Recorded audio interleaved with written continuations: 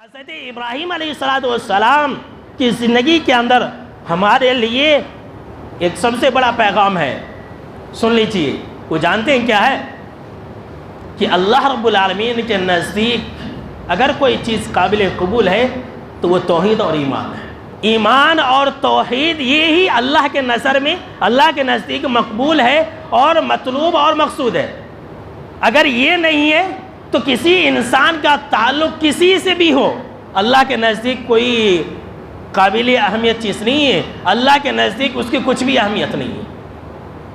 حضرت ابراہیم علیہ السلام سے یہودیوں نے رشتہ جوڑا، عیسائیوں نے رشتہ جوڑا حضرت ابراہیم علیہ السلام سے۔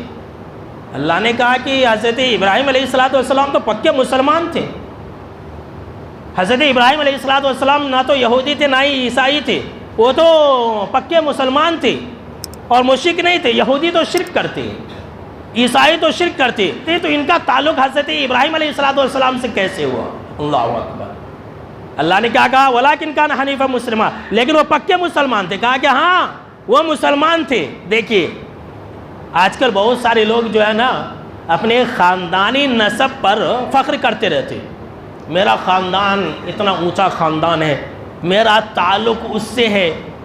اور ہمارے سماج و معاشرے کے اندر تو سیدوں کو تو پوچھئے ہی مت، وہ سیدہ جو ہوتے وہ تو بلا وجہ میں تر لیتے رہتے، بولتے کہ ہمارا جو خاندان ہے وہ نبی کا خاندان ہے۔ کون کہتا؟ وہ انسان کہتا، وہ سید کہتا جو بے نمازی ہوتا، وہ سید کہتا جو مشرک ہوتا، وہ کہتا۔